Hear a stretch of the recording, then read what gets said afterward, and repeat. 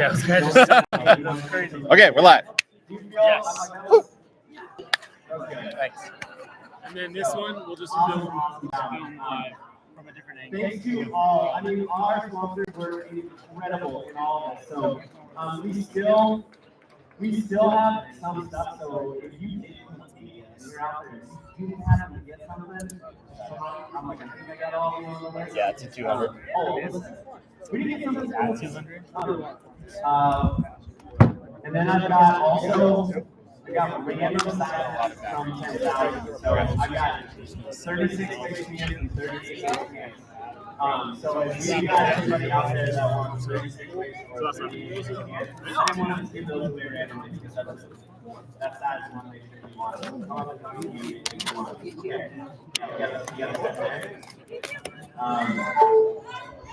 And if anybody else out there didn't get anything, just call them down. We're going to kick off with the keynote speakers here in a little bit. Probably, I don't know, 5 minutes or so. If you didn't get dessert, go get dessert. Also want to shout out to Buck Reese, his family for providing the meal. Greg, Little Dog, Adam, Company, I hope you guys enjoy it. Lav mic? Yeah, lav mic. This one's dead. This one's dead. One quick thank you. Get the other one. What's that? There's another one up there. So I just wanted everybody to take a big round of applause. One more round of applause. All of our volunteers, all of our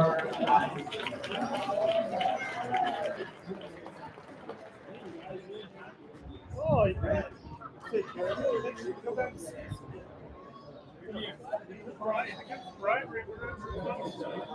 Whatever we got to do.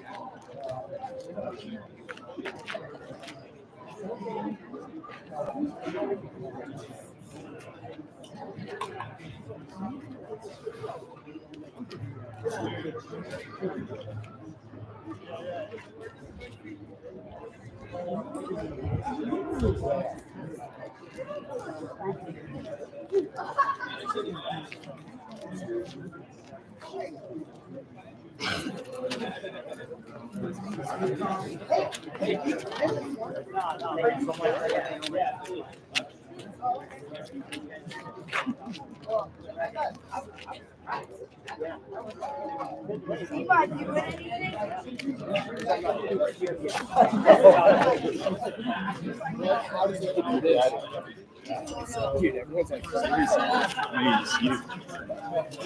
Hello. Where have you been? Eating and doing this. Yeah, right. You've been home napping. Yeah, you got me. All right. Can you make sure that those keynote speakers always get that on? And then how are we doing on battery? That guy just put a fresh one in, so we'll see. There's another one charging. Yeah. I did. It would verify if either of them changes the battery. One of the. So, really? Yeah. Weird. I charge them all up. I wonder if know. one of my batteries is bad.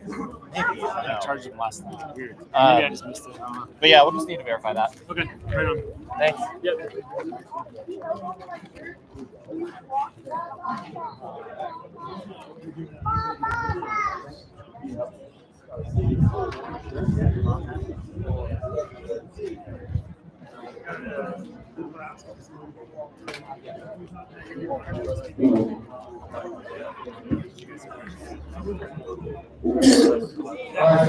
We're going to give off the speed here in a few minutes. I've got yours too. I will try to find a medium.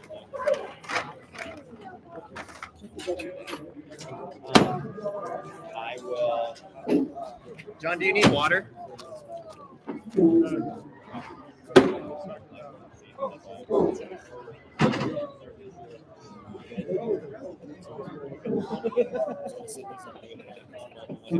I'm like, that's the thing. I was like,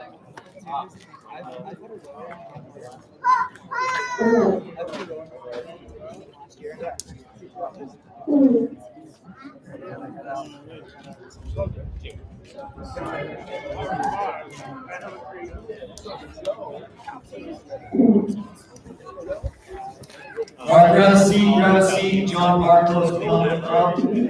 Grab a seat. Talk and Michael.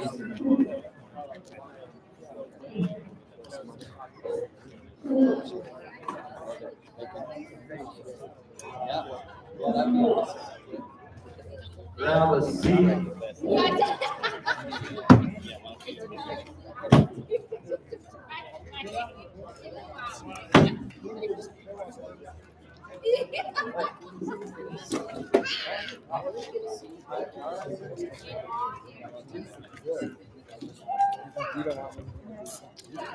Oh, it's all wet. okay, thank you. Oh, thank you.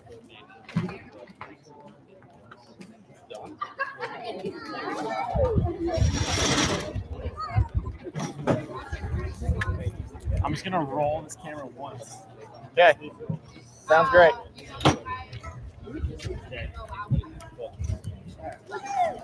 Okay.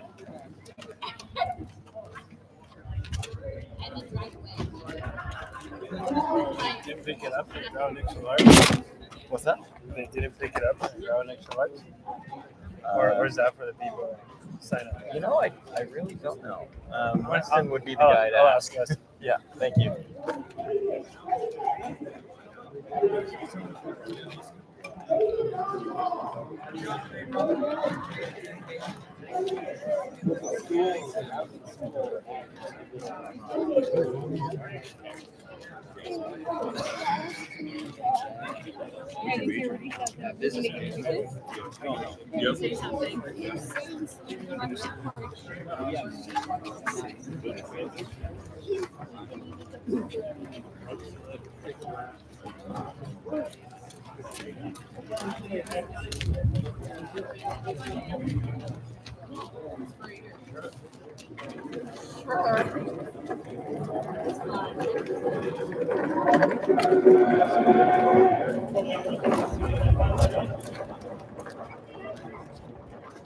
All right, guys, here we go.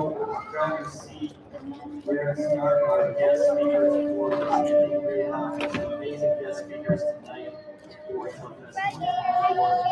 So John Barlow is going to go first. And Michael is here.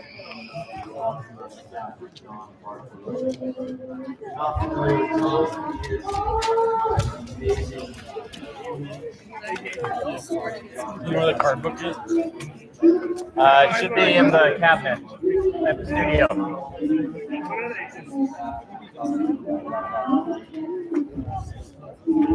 Very, very good.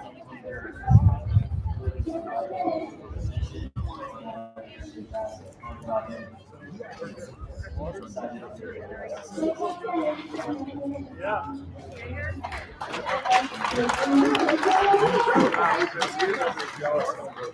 Now I have to live up to Normally I like to walk and like work the crowd, you know, like a loud singer, but Nate said I can't, so you guys can yeah, that's what I'm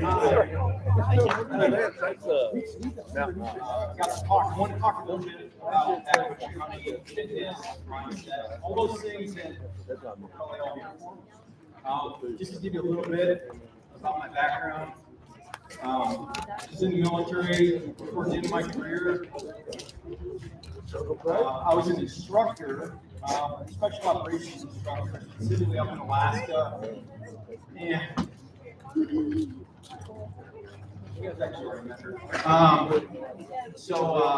But anyways, my specialty was, we'll call it cold weather and mountain survival, mountain warfare. That's kind of where I applied my craft. And we taught thousands of guys how to live and survive and thrive in really remote wilderness. And they had to do it unsupported.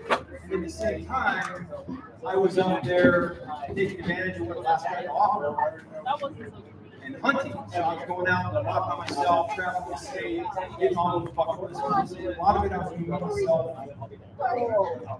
What I realized was that the special operations soldier and the backcountry hunter, they share the same values. They both have to live, thrive, and hopefully conform with very limited resources.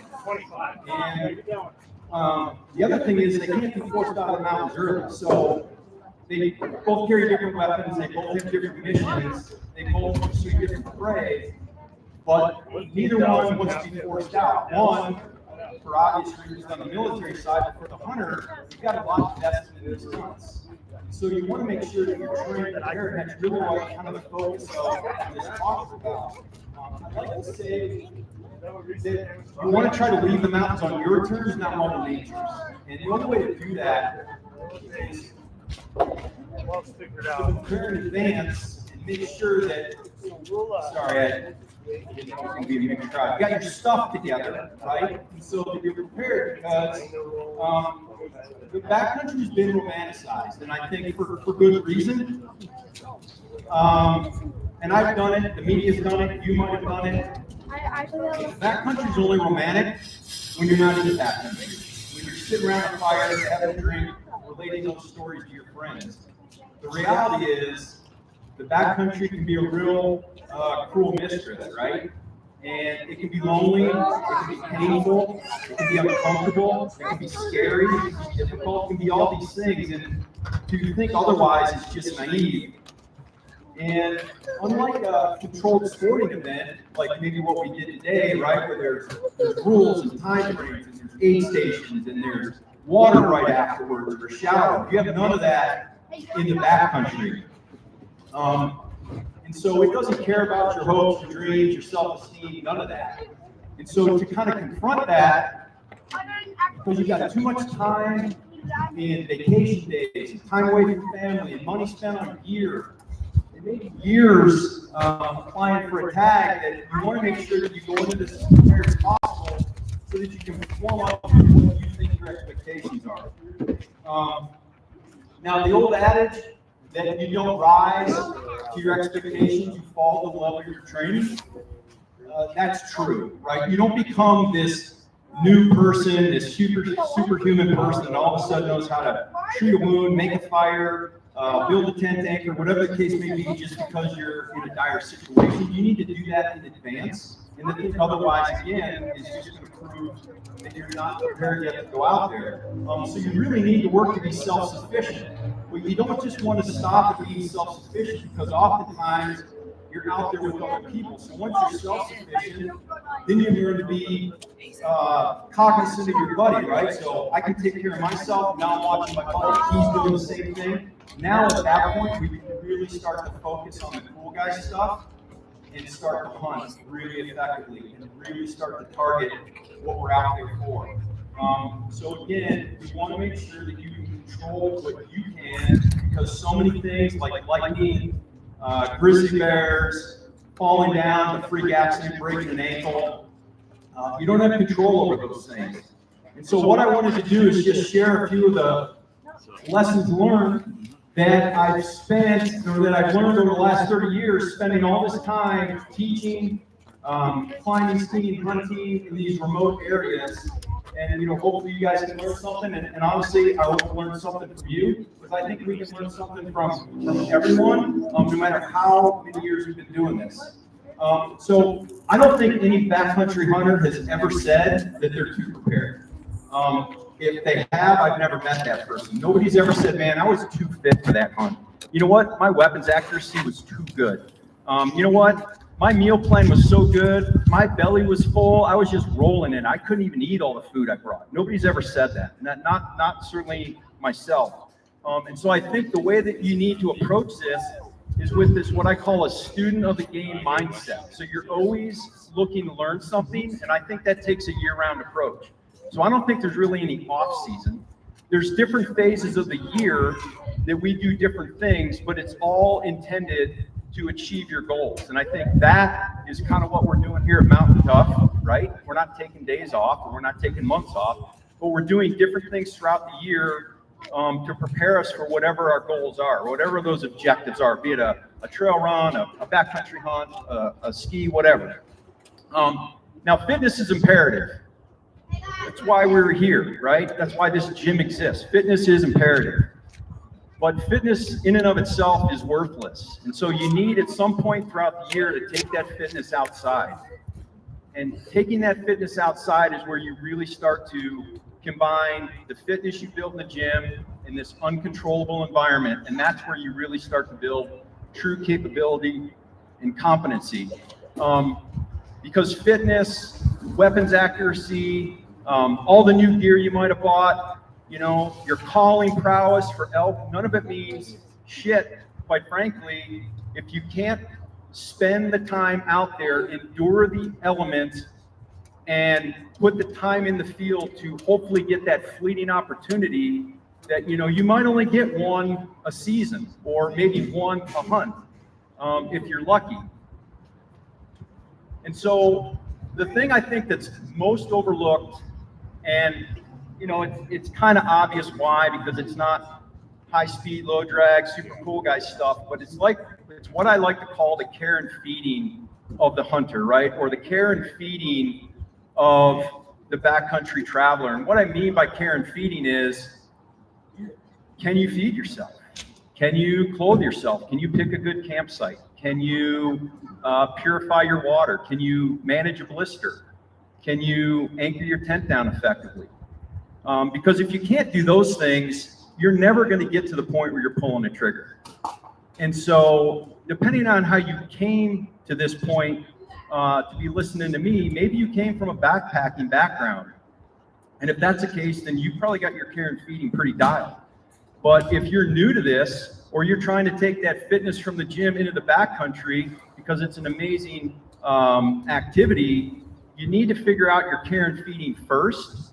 And once you do that, then everything starts to fall into place. And the cool thing about doing that is you don't need a tag and you don't need a season. You can do this year round. The other thing is you really need to start working on your field craft. And you really can't work on your field craft unless you're outside. So what I mean by field craft, or what maybe somebody would call outdoor skills, or, you know, apply the term here, is woodsman skills. Can you go out there? Can you navigate effectively? Can you move through the terrain efficiently? Can you build a fire? Can you build a shelter if you need to, because you can't make it back to camp? And once you get to that point, that's just the beginning. Now we need to go out and do those things in inclement weather. So can you build a fire now to save your life in inclement weather? Can you do it when it's cold, when it's wet, when it's windy? Does your ignition system pair with your fire tender? Can you build a natural shelter to get out of the elements? If shelter is your number one survival priority, and I'm telling you it is, then can you build that shelter if you don't have your backpack, if you don't have your tarp? So these are skills that we can, again, go out and do. And you know what? Guess what? Just like today, Dustin can grind us down, like maybe putting out a stale Pall Mall under our heel, right? But we can have fun doing it. And that's the great thing, is now you can go out with your partners, you can start building those strong bonds and things like that. So, you know, training should be looked at as an opportunity to better ourselves, because the actual seasons are this finite part in time. Now, some of you may or may not know, but I work for Sika Gear, and so I developed clothing for almost 10 years for them. And with all that said, and I don't care what you wear, it doesn't bother me in the least. All I care about is that you don't take my word that anything works. if you've ever heard me say this, don't believe me.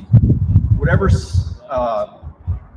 marketing campaign you've seen, some slick ad, don't believe it. I want you to go out and try it for yourself.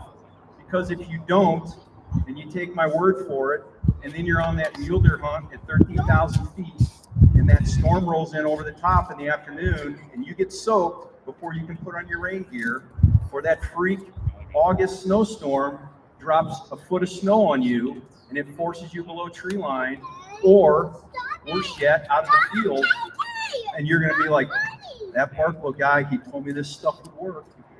But it's like driving a car. I mean, the car drives, but you got to figure out how to work the gears, right? So you need to find out beforehand, because if not, you're ultimately risking more than just your hunt. You could be risking your life or your friend's life. And I'll note that the #1 cause of people getting forced out of the field, panicking, pushing the SOS button, leaving early, is exposure to the elements. They get wet, they get cold, and they either don't think they can, or maybe they can't. Most of the time you can with today's clothing, but they don't know how to, right? And so that's on you, that's on us to figure that out beforehand. Now, speaking of 13,000 feet, altitude is the great equalizer. So I'll consider high altitude for this conversation anything above 8,000 feet. Now we live at 5-ish, so maybe 8 isn't a big deal. But if you're coming from, where I grew up, I'll pick on where I grew up because it's worth picking on. Cleveland, Ohio, right, from Lake Erie, and I go and fly to Denver and drive to 10,000 feet and get out of the truck and expect to take the fitness I built in the gym into the field at 10,000 feet. I'm going to be in for a rude awakening, right? So altitude is a great equalizer. You can't taste it, you can't smell it, you can't see it, but it absolutely can be felt. And here's the other thing, you can't fight it. It's going to win. So you need to understand the rules so that you can play within them. Now, kind of the cruel irony of this whole thing is that the better in shape you are, so the higher your fitness, and maybe the younger you are, so potentially the bigger the ego, the bigger the risk you have to be susceptible to high altitude, because you're going to say, well, you know what, I can travel with a 45-pound pack at 4 miles an hour where I train. And then you go from sea level to 10 grand and you get out of the truck and you can't even breathe.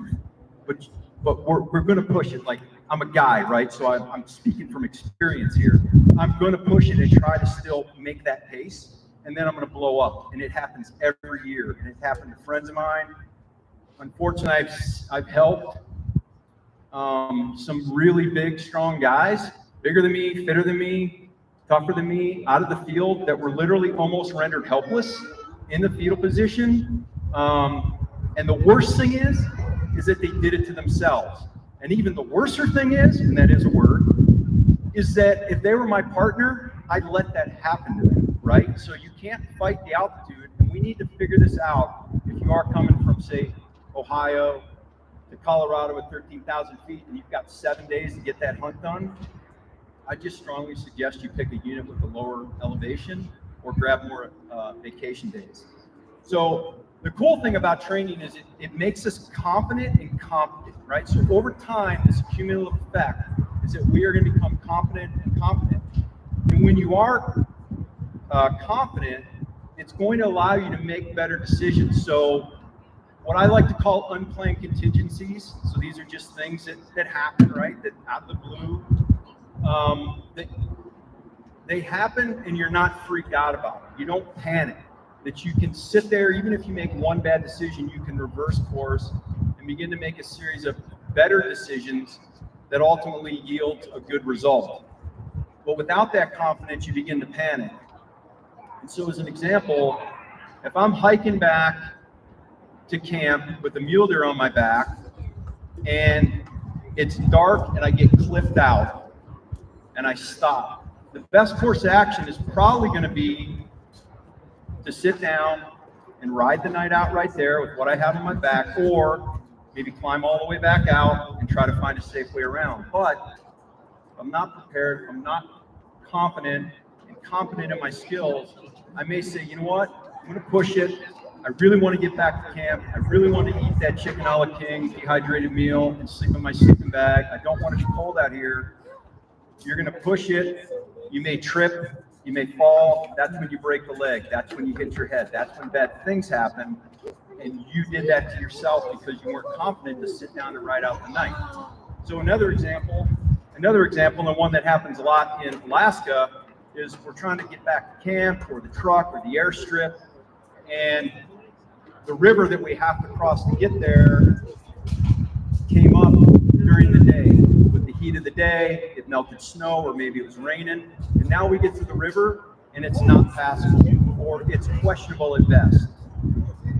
But again, if I don't want to sit there and ride it out, if I don't have the skills, the gear, whatever, I may try to cross that river, and bad things can happen. And it actually happened to me, I don't know how many years ago now, but it was the only time. So I almost had one notch on my belt, but it was the only time I almost killed a partner. And it was trying to cross a river. So we had come through a saddle. We'd been out for 3 or 4 days. It was pretty bad weather, really bad visibility with fog, high winds, driving rain. And as we came through this little saddle, my buddy kind of slid on his butt. Didn't think much of it, got up, looked like he had cut his rain pants. We got down into some rocks, set up our camp. I'm in my tent, he's in his. I'm just thinking about kind of making a hot drink. And he calls out above the wind, and he's like, hey man, he's like, that fall, like I cut myself, and I'm not in pain, but I got a lot of blood, and I can't stop it because it's on his backside, right? And of course he can't assess it either. It's not like he's got a mirror. So I'm like, all right. So I put my rain gear on. I go over to his tent. I climb into the vestibule. I poke my head in the tent. And in the black bathtub floor of the tent, of course, it's been raining, right? There's watery blood sloshing around in the bottom of this tent. And it looks real bad. Now, his reaction isn't real bad, but it looks real bad. So I did what any good partner would do. I said, you're on your own. I'm out of here. No, I said, get on all fours and let me try to assess the wound and see what we can do to at least stop the bleeding. And so, I did the best I could.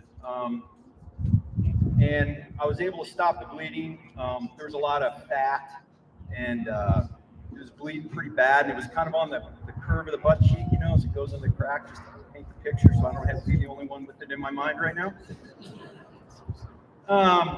So we sat there and assessed kind of what we should do. And listen, the hunting sucked. It wasn't going to let up anytime soon, the weather. So we're like, you know what? If we pack up right now, we can probably make it back to the truck just a little after dark and get out of here, get him to an emergency room, get him taken care of. So we did that. Well, we had to cross the river right before we got to the trucks. And it was questionable. I mean, it was high, and it was questionable, and occasionally a big tree would come flying by. You get rocks moving on the bottom. Occasionally you hear a boulder. It was sketchy, but honestly, I didn't really feel like spending the night on that side of the river. I just packed all my stuff up. It was all wet. I had a great excuse because my buddy was injured, right? And so we decided to push it across that river. And so we did what's called the bipod method, where we unconnect all our backpack straps, and he had a rifle, made sure his rifle was free, wasn't going to get hung up. I had my bow on my back, and we kind of hang on to each other, and we just shuffle across like this, and we almost made it until we didn't. And about 5 feet from shore, we slipped. The way I tell the story, he slipped and pulled me in. He tells the story the opposite way. But, and so the next thing I know, I'm in the water, we're swimming. I look up, and because I'm facing downstream, the pack floated, pushed my head back under. So I knew immediately what to do. Rolled out of my pack, heading out to shore, kind of catching my breath. And I look up, wonder where my buddy is. And I look downstream, and about 200-300 yards downstream, he's fighting to keep his head above water, and he gets swept around a corner through some rapids. So I'm like, shit. So I drop my pack, I'll top of the river, and I'm running down the side of the river, dodging alder, and maybe 500 yards downstream, there he is, luckily on my side of the river, catching his breath, and luckily, because he was a strong swimmer, he was able to, swim through it, didn't get hurt. But what happened is his rifle scope got hung up on his pack strap, so as he tried to roll out of it, he couldn't, right? So long story short, get him to the hospital. He gets a whole bunch of stitches. He gets a drain installed. Doc comes out with him and talks to me, and he said, yeah, it's a bad injury. If it was, another inch kind of farther in, it could be really critical, but, you guys didn't know that. But at the end of the day, he said, it was bad. You stopped the bleeding.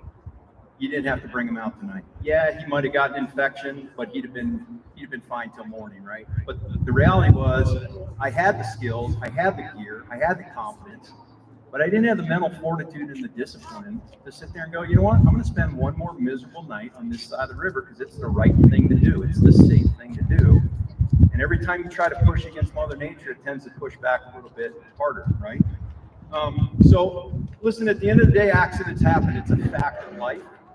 Like I said, you can't control everything, so you want to try to control what you can. But if you spend enough time outdoors, it's not a question of if, it becomes a question of when.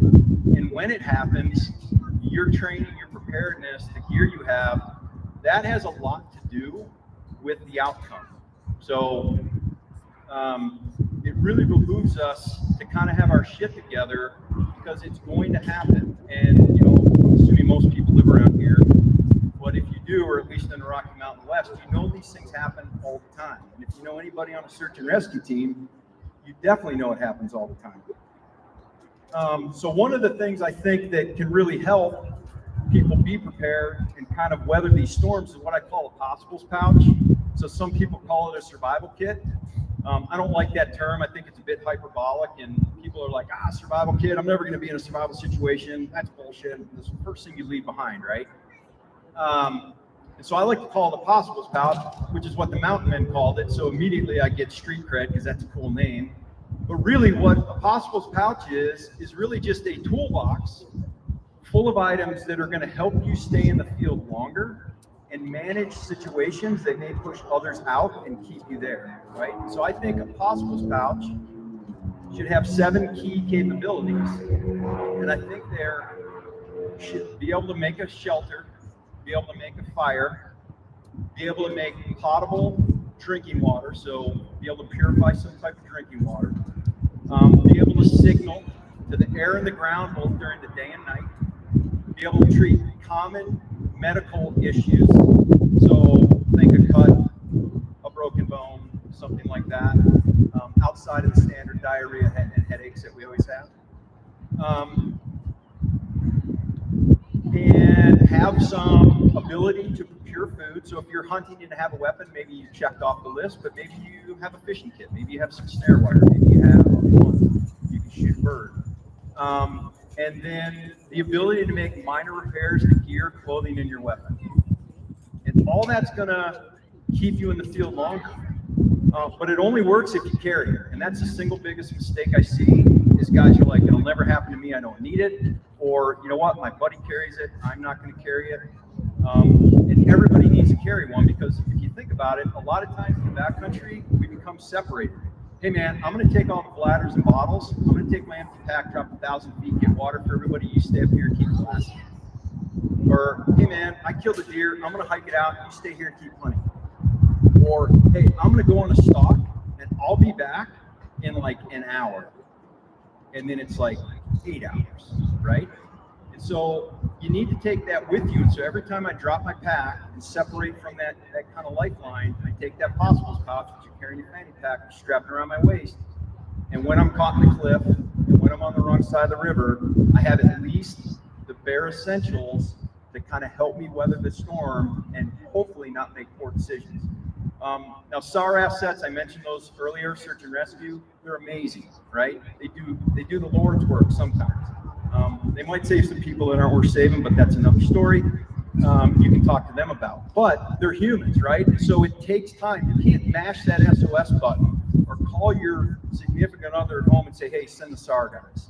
Like I'm hurt, send the SAR guys, and expect them to show up anytime soon, right? They have to assemble. And depending on the weather, if you think a helicopter is going to come and fly and hover and pluck you out, like that's not the case, because these assets are determined by weather. And a lot of times in the mountains, at least where I was in Alaska, the weather was not conducive to fly helicopters to come get you. And a lot of times, you know, you're on your own. So difficult training, like today, the folks that did it, I heard about it. Luckily, I didn't participate. I had other things going on. But what it does is over time, it builds this mental callus, right? It begins to talk about mental toughness, but it starts to build this callus, like the callus on your feet, right? It begins to toughen it up. And so speaking for myself, like I like to do something hard or difficult every day, if not every week, right? And my lovely wife over there, she's like, sometimes you're a knucklehead. But I have to do that, right? And it can be in the gym, but maybe in the winter, so I have a gym in my barn. I go out there and I wear my technical clothing I'm gonna hike in, and I don't turn the heat on. And I feel the cold sting of the kettlebell in my hand, right? And it's tougher. And I'm not PRing anything, and I'm not getting anything done quick, but I am building that mental callus, right? The other one is cold showers, right? Cold plunges. But do it in the winter. And don't do it and then get out and take a hot shower. Do it, especially when you don't want to, and then get out and shiver yourself dry. That will build a mental callus. Now here's the one where I lose everywhere. Especially probably Mark. Don't turn the music on. Turn the music off. Turn the podcast on. Have a grueling, grinding workout that you just hardly can't even imagine doing. Do it in silence. Suffer in silence. And learn to deal with and fight with and talk to your internal dialogue. And learn to stop negotiating with it. I have to do that all the time. Like, that son of a bitch still wins a lot, okay? But I know that in my moment of need outside, in the mountains, I'm not going to have Britney Spears screaming in my ear, motivating me, right? It's just not going to happen. As much as I love, what's her name? Katy Perry. I love when I was thinking of Katy Perry. She's not going to be there to save me, right? And so I need to learn to kind of suffer in silence and manage that. And that's, again, all we can do in training. So the wilderness is daunting, right? I'm not trying to dissuade anybody, but it is. And as soon as that float plane leaves, or the pack string that just dropped you off, and the Wrangler rides over the horizon, and you truly understand what the sound disturbance is, and you feel really, really small in a vast wilderness, you realize there's no BS to distract you, right? And the thing I love and hate about the wilderness is that you either succeed or you fail, right? Whatever your goals are, you either do them or you don't. And it's a stark contrast that we're not necessarily used to in today's day and age. And so consistent success, if you want to try to stack the odds in your favor, comes down to what we're doing today, which is training and working together and building that community and helping each other get better. Now, I couldn't leave without bringing up one of Dustin and my favorite Stoic philosophers, Epictetus, right? So this is the first thing we talked about when we met. But he was a famous Stoic philosopher, and he said, circumstances don't make a man or woman, they just merely reveal it to themselves, right? And think about that. Really what it comes down to is the wilderness is this amazing crucible that we willingly put ourselves in, that we test ourselves and see how we measure up. And so the only way you're going to get there is by being realistic and training in difficult tasks and doing them often. So I just want to say good luck on your trips and hunts. Thank you.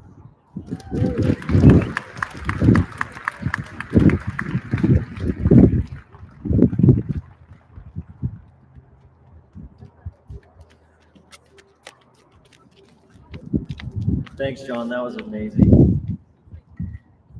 Next up on the stage, we have Michael Easter. Michael Easter is on his way up.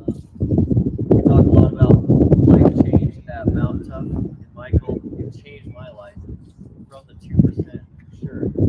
So Michael has a business, a content business called 2%, but it's based off a statistic that 2% of Americans will take the stairs when there's an escalator available. And once that is in your head, you can never take an escalator again because you do not want to be in the 98%. So we've been traveling all over this year with the family, with all these bags. We will not touch an escalator. So we've been mostly, it's been working. But Michael is amazing. A lot of you have read his book, Comfort Brain. We've got the Scarcity Brain. Mount Tough is very aligned on the topic of comfort crisis. We believe like one of the best things you can do in your life is spend 3 days in the backcountry without your phone, and that is very similar to what Michael was talking about.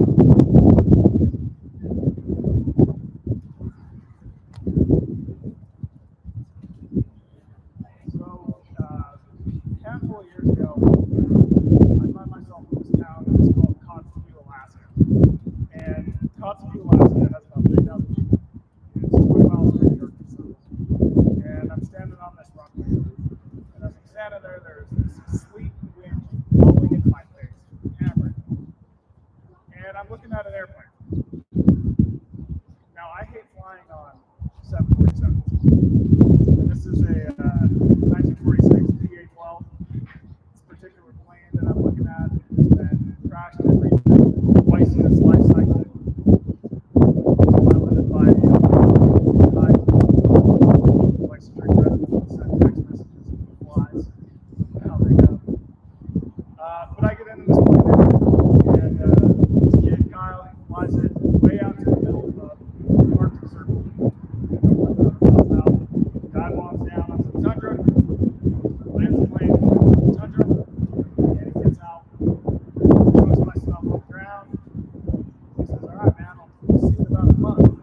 Kyle takes off.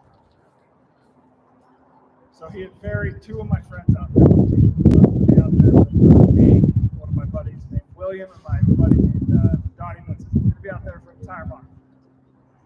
We're at a place called Baird Mountain Range. So the Bairds are beautiful, really amazing part of the world. But they're also one of the most remote, strange places on Earth. It's going to be a really uncomfortable month, right? You've got weather that can come in at any moment. A plane can't always come and land and get you. But the whole point of me going out there was to get uncomfortable. To spend a month really diving into and experiencing discomfort. The same kind of discomfort that our ancestors used to face every single day. So let me back up and tell you how I got to this strange spot in the middle of the Arctic. So my background is I'm a journalist. I have been my entire career, and I've always written about health and wellness. So I came up in magazines like Men's Health. And I was working at Men's Health when I noticed that every single thing that we wrote about in that magazine, you had to do something uncomfortable to get the benefit. So if you wanted to lose weight, you're probably going to have to eat less. You're going to be hungry. Being hungry is no fun. If you want to improve your health, you're probably going to have to work out. And exercise is hard, as you all learned today. Even improving your mental health, you often have to have some hard conversations with people. You have to have hard conversations with yourself. Right? Improvement takes going through discomfort. So I make that observation while I'm with Men's Health. Oh, that's an interesting one. And part of my job was to go out and find interesting stories. Basically, interesting people, interesting places, doing something interesting. It's the whole deal. And through that, I come upon this guy whose name is Donnie Woodson. Probably all of you who hunt have heard of them. And I think it's really changed the face of hunting. And so I picked a story. Okay, profile Donnie. I'm going to go out and hunt with him. It's going to be great. Now, please keep in mind that my job is sitting at a desk writing about how to get a six-pack in like 12 weeks for Benzo, right? And I'm going to go hunt with this guy off the grid in Nevada for about a week. So I'm psyched, right? Meet him in Nevada. And I tail him up into the mountain range. And we're at like 10,000 feet. And I quickly find out that hunting is very uncomfortable. It was freezing cold. I had expected 100 degrees in Vegas, and I didn't do that at 10,000 feet. I was starving the whole time. I was really wanting to pack up so much food. I also found out that hunting is actually good work as hell most of the time. Just kind of sit and wait. I want to go home after like 2 hours. Well, I stuck it out. Stuck out everything. And what was interesting, even though being up in those mountains was tough, it was uncomfortable in every way. Everything took effort. Freezing cold, on and on and on. Despite that, when I get back home to Vegas, I felt better than I had in a very long time. It felt like I put some effort into it. I had a real human experience. It felt like I'd done something that really impressed me. It just felt better. Like full stop all around. And I noticed that one of the key differences, like that I was living in the mountains, Donnie couldn't stop me. And I used my everyday life was the level of comfort in between those two environments. So if you think about the things that impact your day-to-day life today, these are most of the factors. They're all new in the grand scheme of time and space. They're all designed to make your life easier and more effortless. Think about how we get from point A to point B, how we get our food, how we spend our time and attention, even how we interface with others. The way we live now I ended up being, I was like Randy's radically JV for a different while, than dude. I how was ripping up for all of articles time. and stuff while he was talking. For all of time, we live life as hunter-gatherers, On the life live as stream. farmers. Very no problem. Progress. But I wondered if it might have downsides, given the fact that discovered so that's the story comes out that I did with Johnny. And people like it. One of the most popular stories that's how people and Johnny and I stay in touch. And we become good friends. We text here and there. Civilization. And one day he calls me up and says, Mike, Just not. going up to the Arctic for a month. It's going to be extreme and epic part. You want to come home? Just my first reaction was to say, well, not only no, but like, hell no, in Nevada was not me. But he really sells me. It's like, it's going to be the most adventure you're ever going to go on. It's some grizzly bears we're going to cross, ancient mountains we're going to cross, ancient rivers. It's going to be intense. And he starts selling things. And it's one of those back to the observations I made about benefits of discovery. I think, wow, it's a pretty good way to test my theory. Quite ethically. So I say yes. I sign on, start training, buy a bunch of gear, hunting gear. The reason I did that because if I ever wanted to bow out, my wife is going to point to those $400 boots, $600 backpack I had to buy. But up to the Arctic. No way. You're in. So I'm in. Now, I really need to survive this big trip.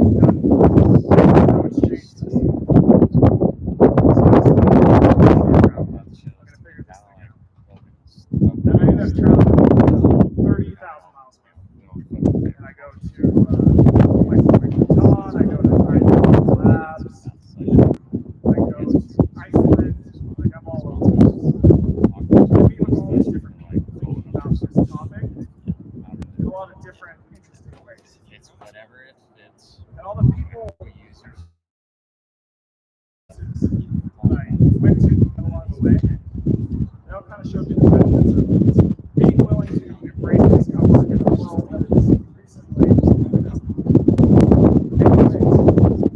what that can do for you. So I wrote this whole book, Comfort Crisis, about that topic. All these different forms of discomfort we really engineered out of our lives, and how taking those forms of discomfort out of our life has affected us. But two of the ones that I want to talk to you about today that I think really fall in line with mental toughness, living well day to day, but also living our lives on a daily basis. What are some small things that you do every single day? So what? And what are some bigger epic things that really push our lives? First one is to be a 2%er now. Justin gave away the story here, but it's okay. So when I got dropped off on the tundra by the pilot, the first thing that I really noticed about the Arctic is that every single thing we wanted to do. When I went in the water, like I had to hike all the way down to the stream to get it. Then I have to carry this heavy water bag back up to camp. Want a fire? Gotta go walk and find wood somewhere. I gotta pray that it's not too windy to the fire. Everything takes effort.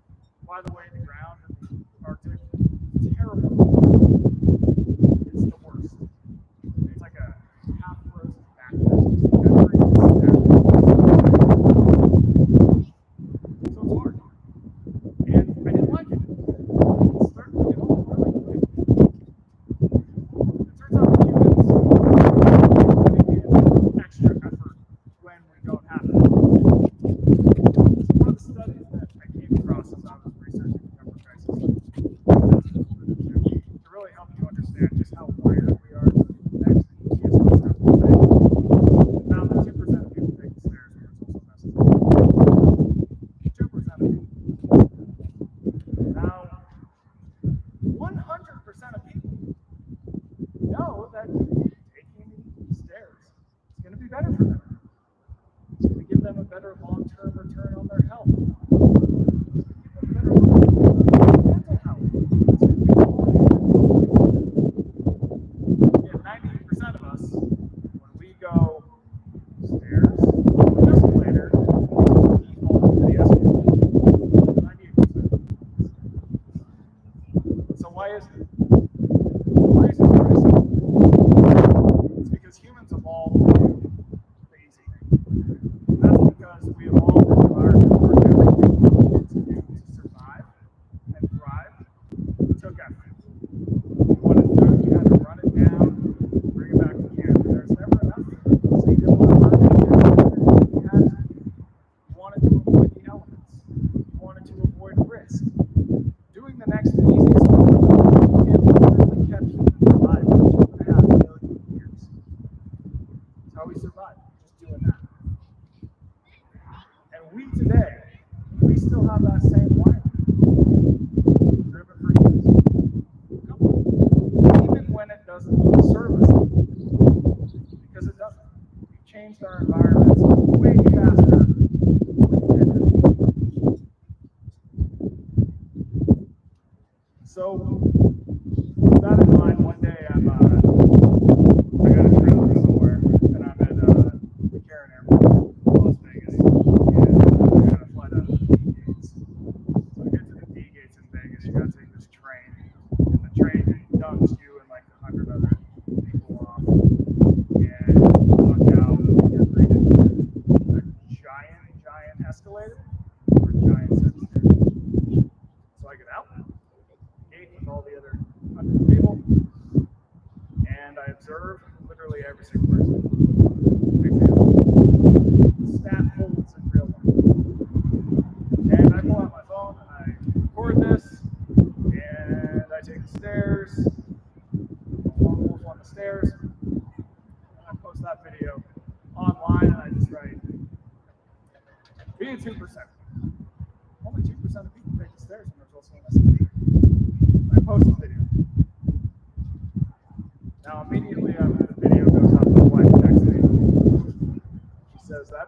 toughest thing I have ever seen. So next but for whatever reason, it resonated with people. I had a ton of people reach out to me and they're like, I did not know that. Or, hey, I'm a center, I have stairs. Or, actually, that's going to now make me take the stairs. And so I started thinking about this concept. And like, why does it resonate with people? I think really the deeper reason is that the idea of being a 2%er doesn't really have anything to do with the stairs. It's a metaphor. Right? Every single day in life, we have choices where we can go, okay, I can make this thing slightly harder in the short term that is going to give me a longer term return, or I can do the easy, comfortable thing right now, even though it might hurt me in the long run. We face decisions like that every single day. And for me, living well today is about taking that 2% mindset and doing the thing that is going to be slightly harder. You know it's going to give you this long term. Just repeating that. It's not just the stairs. So I ended up starting this online newsletter. I literally call it 2% newsletter. This means I can literally never take an escalator again. I can publicly see it on an escalator. It's bad news. Start this newsletter, and I start hearing from people who live all around the world and how they are applying these concepts. The newsletter has readers in 151 countries. And I've gotten emails from people who go, all right, here's how I'm a 2%er. I had this woman who she would sit at her desk all day making phone calls. She would get like 2,000 steps a day. She thought, all right, what is number two? Get up, make these phone calls all on a block. You have to make the work ones. I don't necessarily have to set one. She increased her step count to 8,000 a day. 6,000 steps may not seem like much. When you look at the data, what happens when 2,000 steps to 8,000? Reduces all-cause mortality by about half. Literally, the lady is half as likely to die right now, simply from doing something that she was already going to have to do, but just making it a little bit harder. You can interpret this in a lot of different ways. First, people said, you know what, my relationship, I was avoiding having our conversation because I didn't want to deal with going through that discomfort. But I decided, you know what, I'm going to accept that. Now my relationship is much better with my wife, with my kids, with whoever it might be. I talk to people, and Mark, you'll like this one, who have decided to start working in silence. It's very easy to blast the music, whether it's a workout, whether you're working on a project at work. Generally, people feel uncomfortable in silence. You don't like it. It weirds us out. When you look at the research, people actually feel better, they get more better work in silent environments, even though they don't like it in the short term. The end result is better. We talk to people who have lost a lot of weight by going, you know what? Maybe it's okay if I'm hungry every day. Maybe a little bit of discomfort from work isn't going to kill me. If you look at how people eat today, about 80% of people about 72% of the population. So like maybe like a very simple takeaway, okay, is to be intentional. What are some ways in your life where you can do the thing that is going to be slightly harder in the short term, is going to give you a long term? How can you interpret that in new and interesting ways? Because I can tell you, once you start to develop those habits, they seem small. They seem like the smallest thing. It's just a staircase. Okay, well, you're on the rest of the town. I'll tell you that.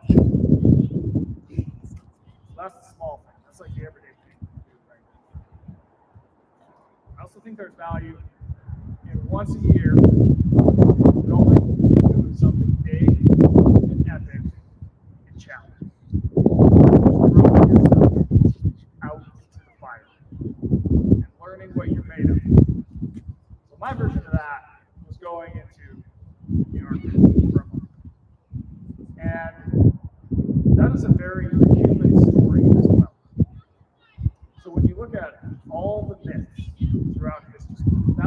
years of myths that humans have passed down, they all have a very similar structure. You start with a character just kind of living their life, and then something happens. They have to go out on an epic adventure. When that adventure happens, same thing always happens. The main character in the story, they go, I don't want to do this. No, I'm not. I don't want to get thrown into this adventure. I want to stay safe. I want to be home. I just want to hang out, have food.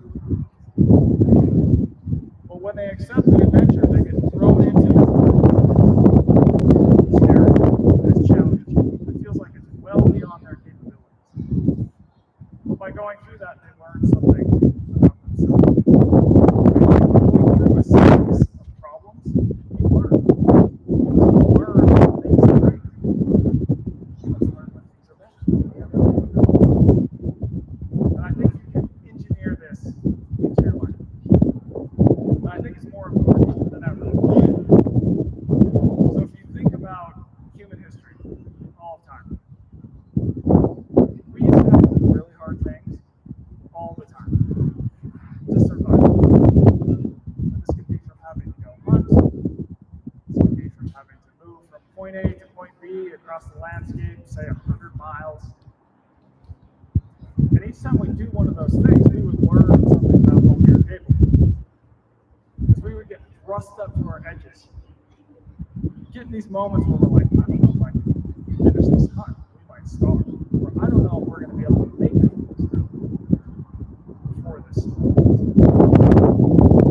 But having these periods where you really doubt yourself, really get thrown up against your edges expand. You learn from experience. Literally how we grow as people. Putting ourselves out there and being willing to do something that's challenging, something that's scary, don't want to do. Because as you get close to the end, it starts to expand. You just can't quite get there.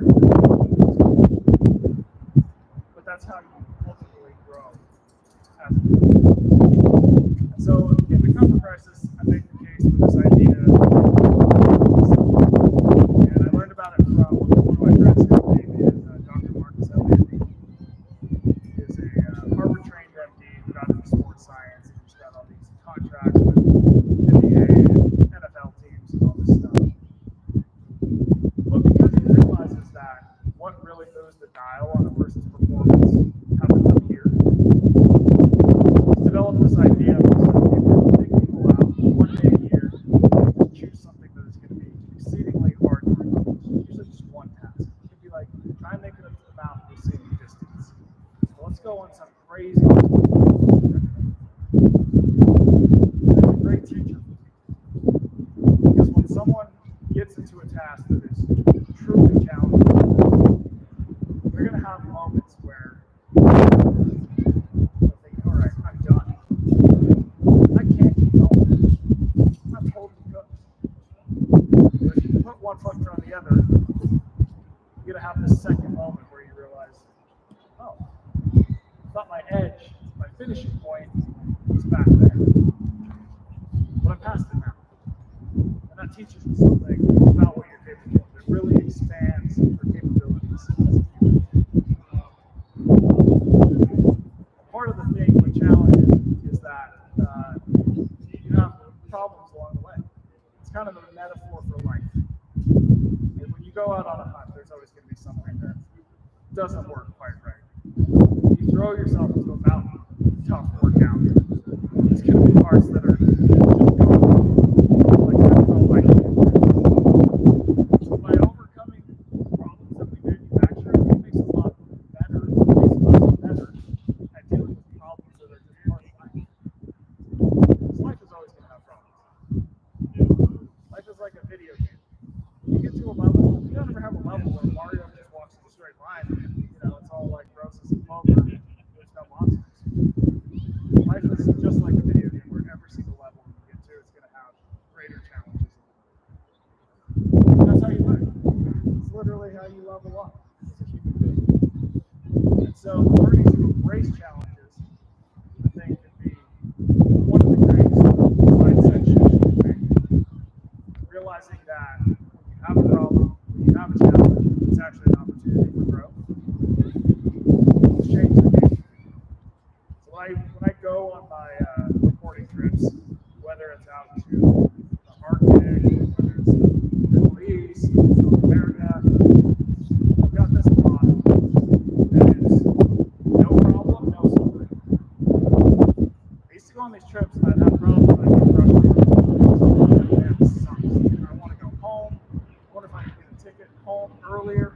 Nothing's going right with this fixer. I'm in the middle of nowhere. I don't know what to talk about. I don't speak the language. And then I started writing.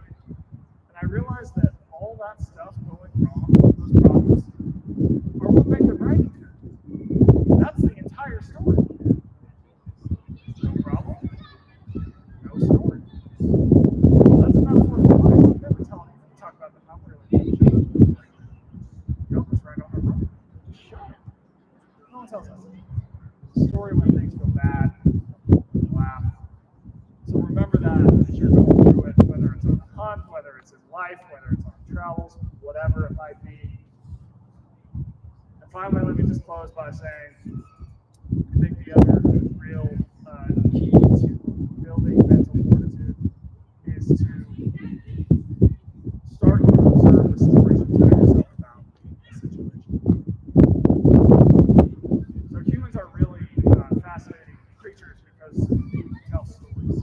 That is to say, we can believe fiction. So no other animal can do that. If I pull out a dollar bill and I give it to my dog, he's going to sniff it and he's maybe going to eat it. He doesn't understand he can go down to 7-Eleven and buy a pack of gum. But if I give you a dollar, we have this collective story between us where we go, oh, this is worse than this thing stands for this other thing. So we can develop stories. We can also buy into our stories. Right? We tell ourselves stories, and that determines how we see it in life, problems we face, living in the world. But you can change that. And you can interpret the same event so many different ways. You're on a hunt, it's day 5, the weather's terrible, and it's raining, and it just started snowing, and it sucks. It's like, well, you really waited 360 days for this thing, and you've been itching for it, and you knew it was going to be like this. Perhaps this is not your future. Perhaps this is what you need your story. Watching how your mind creates stories around the situations you find yourself in, and then reframing those ultimately what mental toughness is. You put 2 people in the exact same situation. The person who's mentally tough is a story that allows them to exist and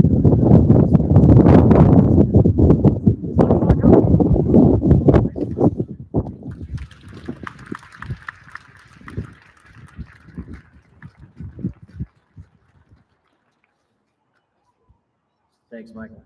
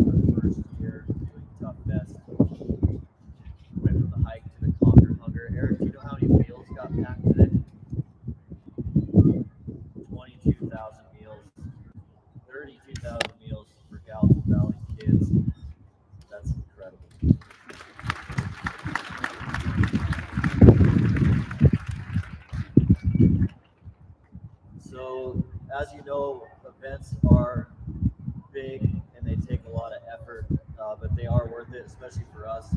Mountain Tough being a digital fitness subscription app, we are in that building all the time, producing and testing content, but in an app business, you don't get to see and interact with customers that often. So we really enjoy any time we get to see people that are mountain toughers that are out there in the world doing these workouts with us every day. But unlike a traditional gym, we're not side by side. And we have people all over the globe, and ToughFest creates this opportunity for us to gather, to eat, to break bread together, to get to meet each other, to work out together. It's been really, really incredible. I do want to thank the Mountain Tough team. If you're on the Mountain Tough team, will you stand up? So these are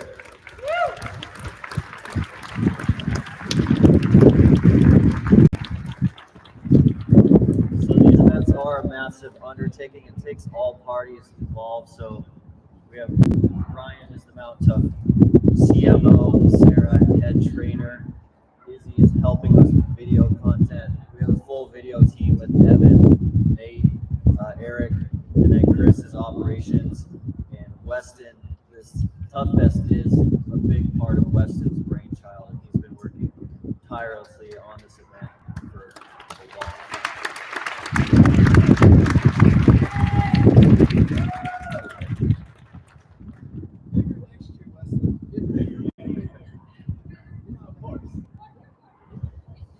And Mountain Tough is always kind of, in a way, a family business.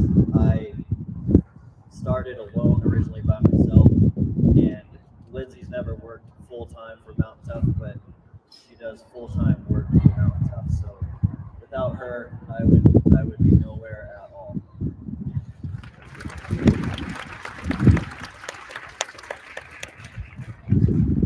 And the Mountain Ops crew took off early. They had to get out of here. Eric's still here, but Nick had to head out. His kids were over the day. But what they do for Conquer Hunger is insane. I mean, last year here at ToughFest, it was 5 million meals. This year, I think they've crossed or about to cross the 6 million meal mark. So 6 million meals to kids that aren't finding enough food in the summer when they're not in school. It's just absolutely awesome. They're doing that so wisely every single time a product purchase, a certain dollar amount goes into a fund. That fund just sits there until a project becomes available, and then they just execute that project. So they're not scrapping up money, charitable giving. That money is just getting produced at all times, and they're changing a lot of lives with that. So Eric, that might have been the best hype man in the soul face. What happened today?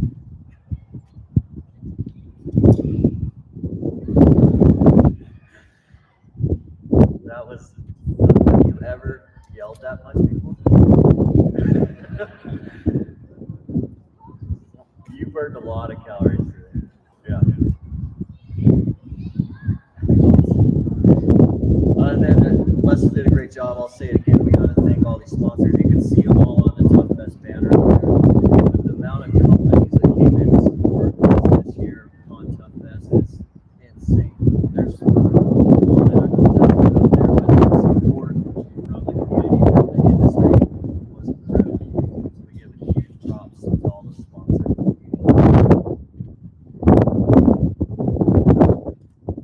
All right, I'm going to do a quick talk on some things I've been thinking about this year, and then you're welcome to stay around as long as you want. We got some fire pits. We'll throw some firewood in there. Anyone who needs to crash at the gym is welcome to. We'll just hang out for as long as you want. We'll get those solo stoves going.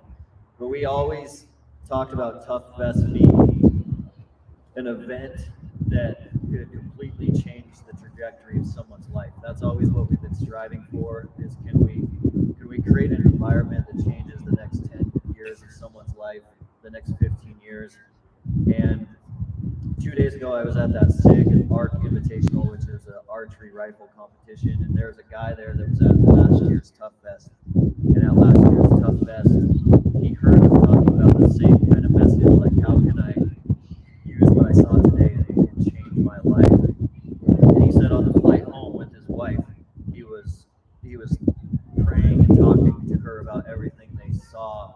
and they really hadn't seen an environment like we had last year with the energy, the community, the camaraderie. And before they landed back home, they committed to opening a gym in their hometown in Tennessee. And they fought for that dream for a year. So right before this year's TOUGHFEST, we changed last year. They just had their grand opening of a gym in Chattanooga, Tennessee, and it's all about community and training together as groups, and that whole kind of fire in him and his wife's soul kind of got created off of last year, and that's what we've always wanted this event to be. Is can someone working out next to you, can someone that you're serving next to in the food drive give you that opportunity to change your life? And this year, last year, my message at TOUGHFEST was all about Mountain Tough is more than hunting.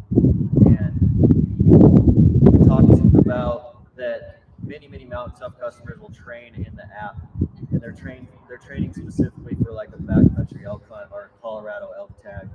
And we know that is what creates customer acquisition, but what actually happens is they start becoming better humans and better fathers and mothers and friends.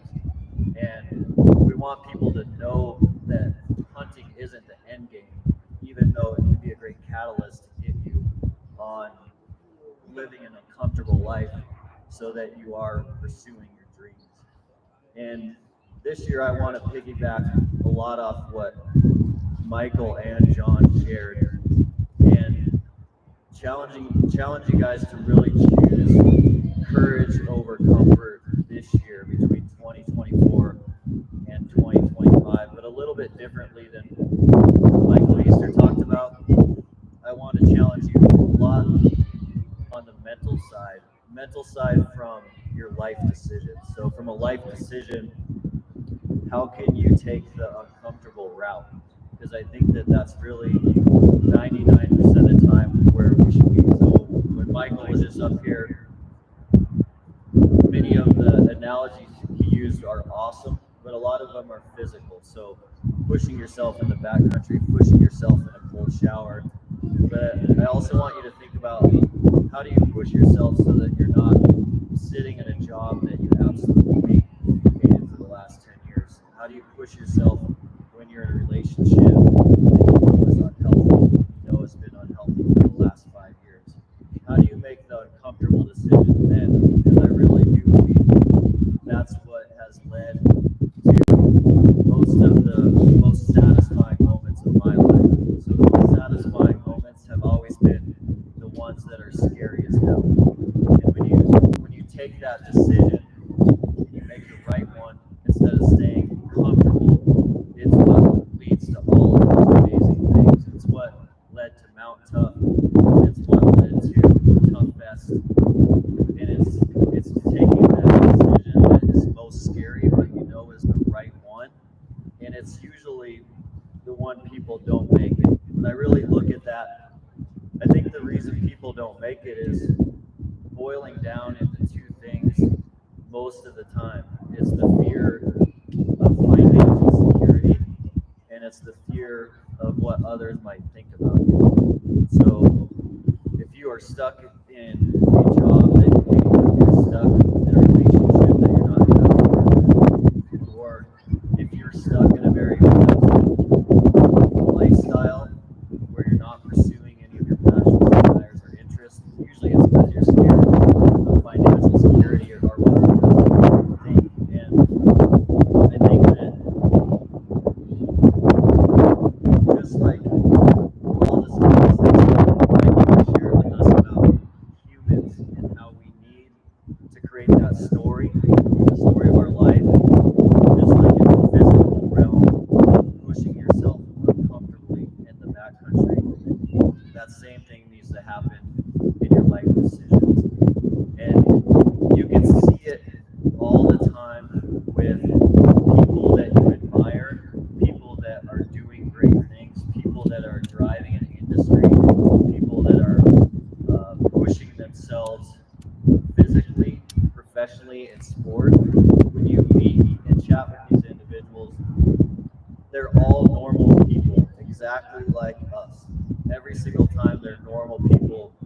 saw that over and over again at that SIG event this week, where you have the chance to sit down with like Bo Nichols, who's an up-and-coming MMA star, Justin Gaethje, the most viral UFC fight of all time.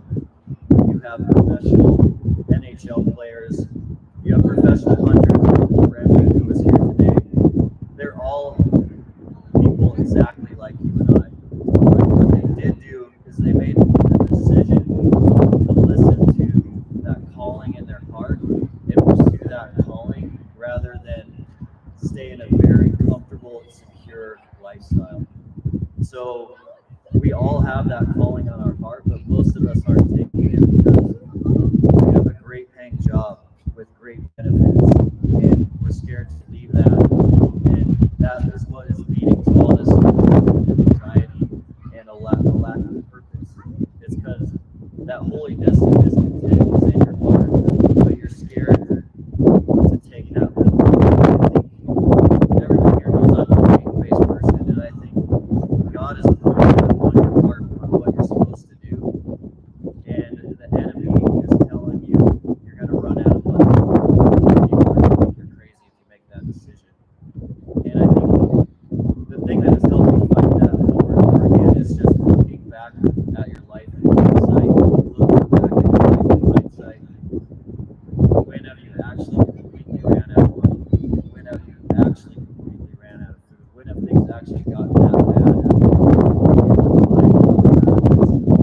And chasing that dream that is on your heart is going to be provided for every time. Lindsay and I have experienced that over and over again. You know, Mountain Tough is a good example. It was started in the park behind my house. I just had an old truck full of dumbbells, and I would just train people right behind our house at the local park. And it was the path I was supposed to be on. And all this provision has just come and come. And all the people that I needed around me have also, you know, just been added and added and added.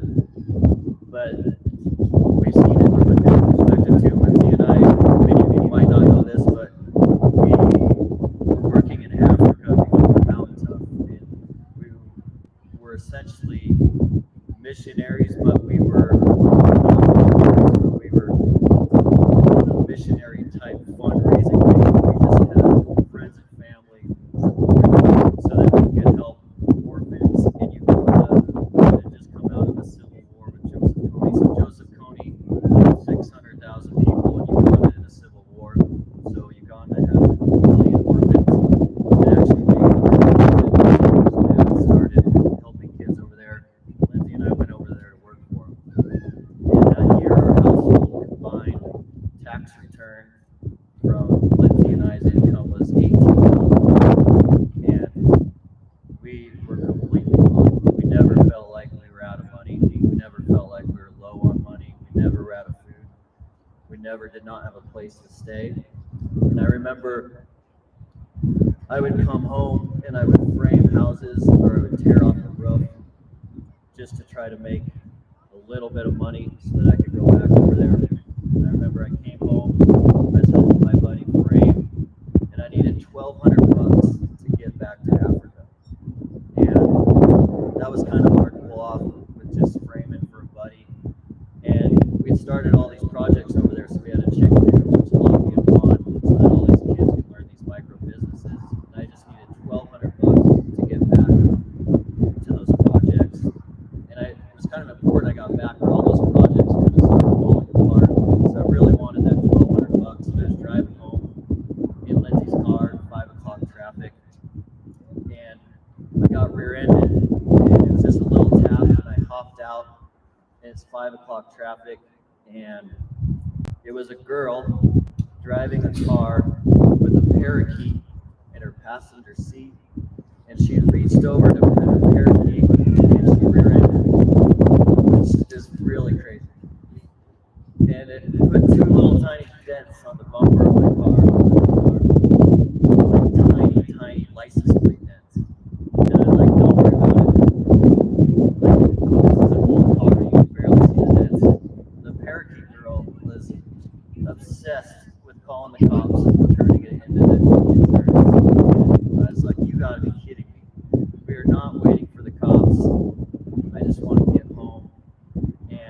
she's like, no.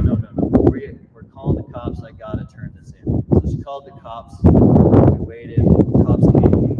So the cops identified it as her fault. Her insurance company. And State Farm called me like 3 days later. They said, hey, we got a check for you for $1,200. And that's how my life has been, just over and over and over again. I think if you listen to that discontent in your heart and you go for it, don't worry about that fear of financial security. Like, you don't have to worry about that fear of what other people think. So I challenge you guys this year, don't put limits on yourself and choose courage over comfort this year, especially when it comes to those big life decisions. Thank you.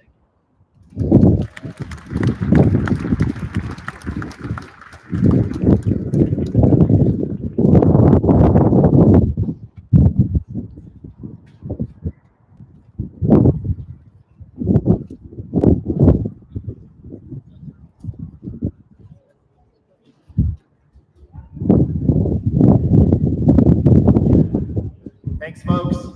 Help us clean up a little bit if you can. Grab your cans, grab your food. There's a cardboard only bin over here. Don't put any food in there, but cardboard's okay. And garbage can go in the garbage can. We'll take those over to the garbage disposal over here. Thanks, guys.